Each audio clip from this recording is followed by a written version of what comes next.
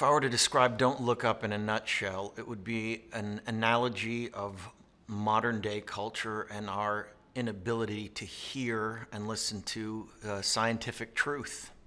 I've often in my career looked for a film that had an environmental undertone to it, but much like the inundation of news on climate change, a lot of people don't want to hear it, and making a film about it is an even more difficult task to take on. And what Adam did that was so brilliant here was use the analogy of a giant comet heading towards Earth, and how the human race would react to it from a political level, from a scientific level, and what we would do about it. That was the brilliance of Adam McKay's choice, which I'd never seen before. It harkens back to films like Network or Doctor Strangelove, hopefully films that have some sort of impact on our culture. Dr. Randall Mindy is an astronomer from Michigan State, not necessarily a high-level astronomer, but happens to be in the right or wrong place in time in this film, where his student discovers this sort of once-in-a-lifetime scenario where a comet is hurtling its way towards Earth, and they do the calculations together quickly and basically notify the government that we're pretty much all doomed unless we take immediate action. And it was a much different character than anything I've ever had the opportunity to play. It really reminded me of what it's like for climate scientists like Michael Mann, for example, when they're put in the mainstream news circuit and told to talk about the catastrophic events of the climate crisis. And here they are trying to be media savvy and not politicize the issue, but just try to articulate the facts the best they can. I think he's in complete shock, and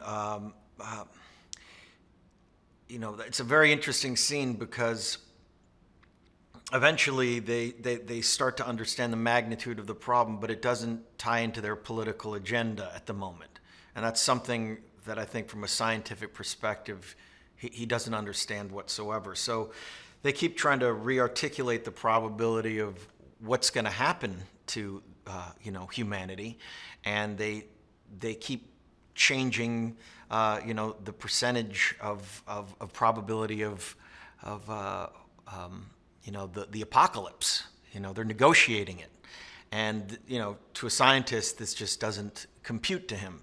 So it's bringing up anxiety and panic in him, and I think they sort of leave that scene understanding that they're involved in an administration that doesn't fundamentally believe in facts and truth, and they're only worried about the midterm elections and how they're going to get voted in next. So they decide to go rogue and ultimately give this news to the world on their own, which is against the law. So it kicks the movie off with a lot of tension. That's for sure. Yes, I mean, like I said, I was a huge fan of a lot of these films that came from the 60s and 70s. Parallax View, 3 Days of the Condor, certainly Network, and of course, Doctor Strangelove, which, talk about the Cold War in a way that no one else was able to through dark comedy. And Adam, who's an incredibly outspoken individual on the climate crisis, really wanted to do a film that harkened back to those films that brought an element of dark comedy to what seems to be a daunting and incredibly depressing issue. Like I said, it just seemed like an opportunity that I couldn't pass up, and would be encapsulated at this moment in time, and I could look back and say, well, with these opportunities that I have artistically as an actor, I was able to be a part of something that provoked conversation, and made us really understand that we had a point where we could turn things in a specific direction. Did we make those right decisions at that point, or were we too caught up and distracted in this sort of modern world that we live in? But I just love that Adam took on this issue head on, and it's a very daring film to make. It's in a lot of ways, brings a mirror to our entire culture and how we deal with bad news, and whether us as a species can evolve to truly focus on what is ultimately the most important issue that's ever faced humanity in the history of civilization. So it had a lot of stakes to it, and I just knew I needed to be a part of this film. I knew it brought up incredibly interesting conversation of where we're at this particular moment in time. Boy, I'd been a fan of his work, ever since, Anchorman, all the way to Step Brothers, then right up to Vice, and seeing this sort of transition and how he's taken on these incredibly complex political issues, but retained this really dark, shrewd, intelligent, comedic undertone to a lot of them. And this is in a lot of ways the sort of full fruition of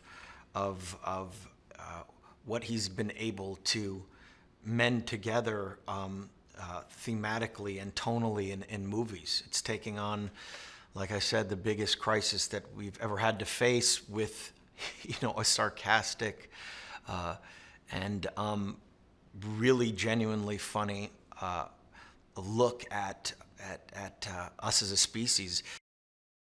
I've spoken to many climate scientists, but this was taken from a viewpoint of an astronomer, and it was amazing to see the parallels in their thinking. I mean, she might as well have been a climate scientist, the way she looked at how, we collectively ignore science, and that she was an environmentalist in her own right, but she helped me incredibly in playing Dr. Randall Mindy, just to be able to articulate this science, and basically almost gave me a Carl Sagan-like download on what astronomy is, what it means to be an astronomer, what you look for, and the importance of what that means for my character.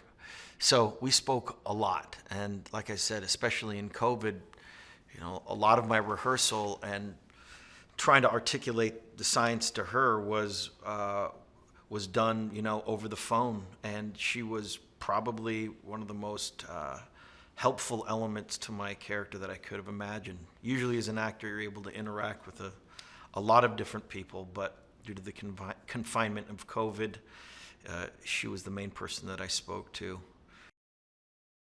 There's a very unique point in time where we got to do this movie. In the height of COVID, with the crisis still going on, a film that was, originated in trying to articulate the confusion of the climate crisis, then became about the COVID crisis.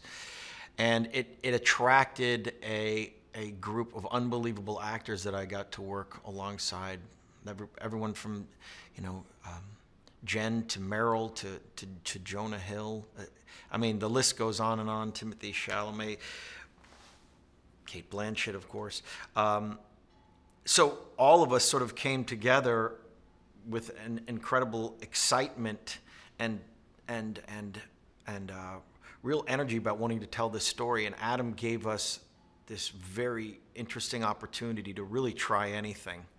And so right off the bat, Jen and I really developed our characters on camera. It was done through a lot of different improv, but it started off as this sort of snarky relationship, but then I think it kind of evolved as we were filming, and due to the tension of what these scientists are trying to articulate as this very sort of paternal, caring relationship where they really, ultimately are looking out for one another.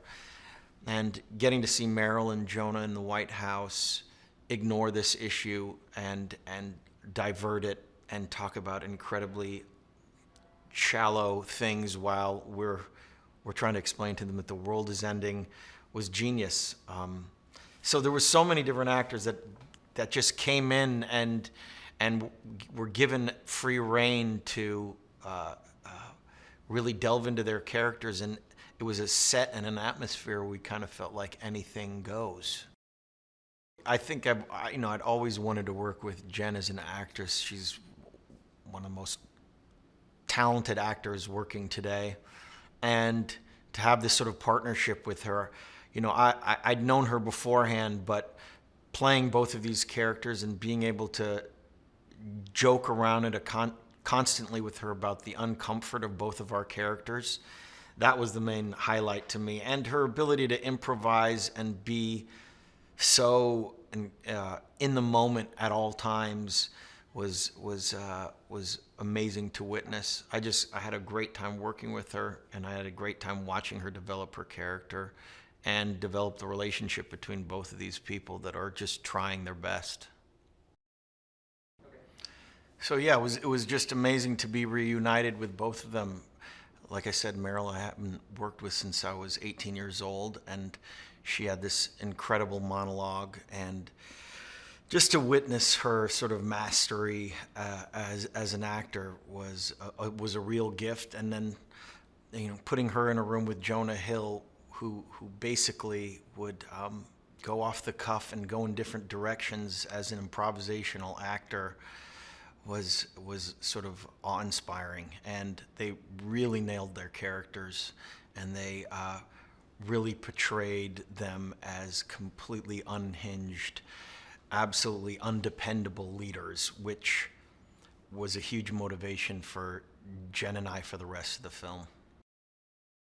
Adam McKay is a director that I'd been wanting to work with for a long time, and his ability to combine comedy with incredibly pertinent issues, especially with this film having the undertone of the climate crisis and of course what happened with COVID.